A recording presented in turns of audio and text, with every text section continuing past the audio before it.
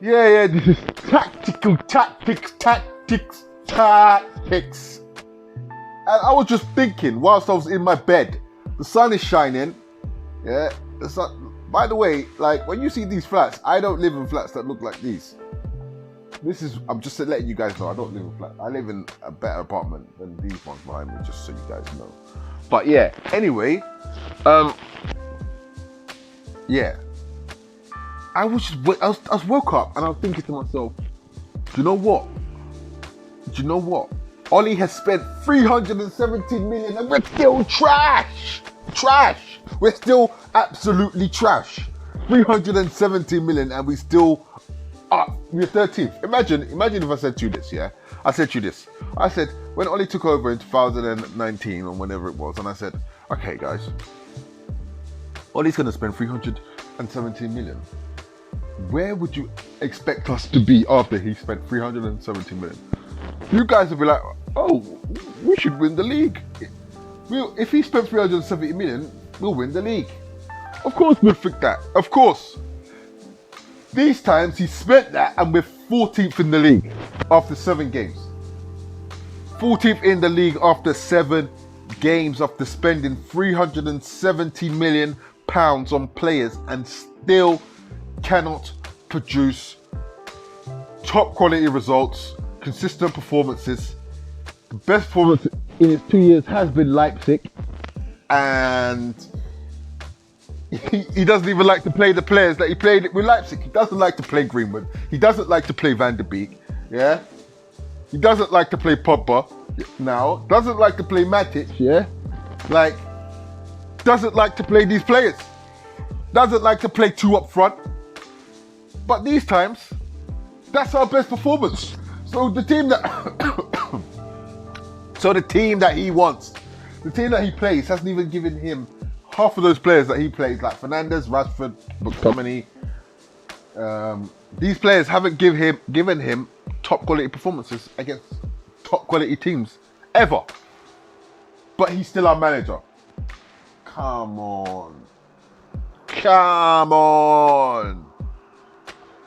Honestly, 370 million. It's a disgrace. It's an actual disgrace. It's a disgrace that we are 14th and he spent 370 million. It's an absolute disgrace. It's a disgrace of a performance. It's a disgraceful show and display of management and coaching by Ole Gunnar Solskjaer. I'm sick of it. Honestly, I'm thinking like, the board said that they trust him, and the board backed this clown. They backed this clown, you know. They're backing this guy.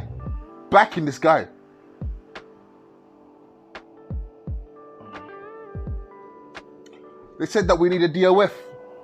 Then they said no, because Ollie didn't want a DOF. Let's not forget that.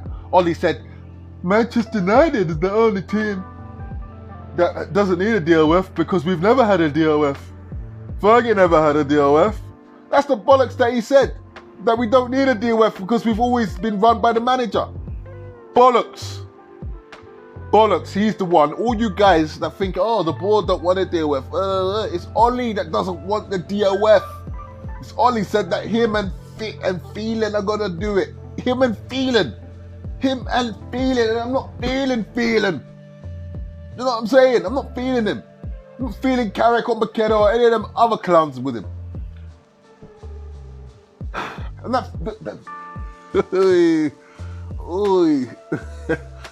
this is what he does. He gets to me. He gets to me to the point where I'm spinning my phone upside down and I'm throwing it all around because I'm losing the plot. It's making me lose the plot. I wanna look forward to like watching Man United. Look at Bruno Fernandes yesterday. Trash performance. This is how we should get handled. It should get handled correctly. You play well, you start, you do what you need to do. Yeah? You start playing bad for 4 or 5 games, you get benched, mate. We got players to come on to replace you. Like, let's not think anyone is certified in this team. Like, even Maguire shouldn't be certified. We should have proper defenders. So even he's not certified because he's not a certified guy. We need certified guys there. And Ollie's not a certified guy. Edward was not a certified guy. You know what I'm saying? Oh, it's crazy out here. It is absolutely crazy. I just have to get it off my chest, man, because it just pisses me off. 317 million he spent, and we're 14th. Like, if you just, I'm gonna ask the question again. If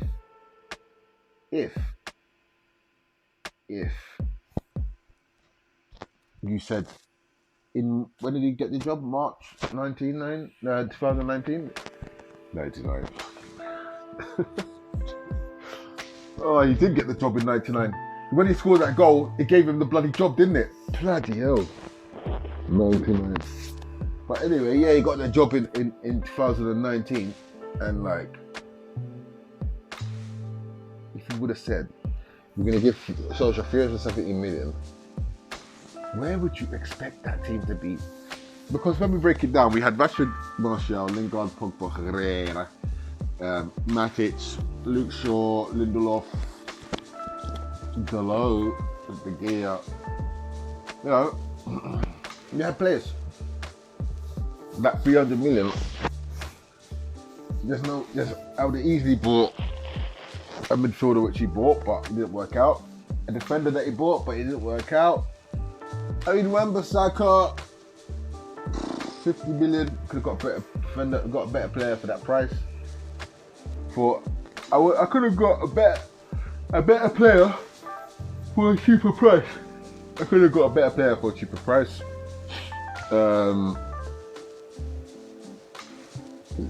Harry Maguire would have never paid 8 million. I would have bought Van der Beek. I would have bought Bruno Fernandes. I would have bought him in the summer when he was cheaper. And I would still have a lot more money to spend. You know, I would have, you know, I think it's more of an indication of how poor his management is, because, you know, we got a good team. Okay, he spent 370 million, but we got a good team. It's not like our team's rubbish. We got a good team. Do you know what I'm saying? We got a good team. Like, we have a good team. That team should easily be challenged, in my opinion. Like, the defense is a bit shocking, a bit slippery. That's been the worst signing. The worst signing has been Maguire. There is no doubt about it. The worst signing has been Maguire. There is no doubt about it. I think our whole issue is Maguire. The whole issue in the squad is Maguire. And the reason being is because Maguire changes the way we play. Because of his lack of pace, we play two holding midfielders, sorry. Because of his lack of pace. That's why we play two holding midfielders, because of his lack of pace.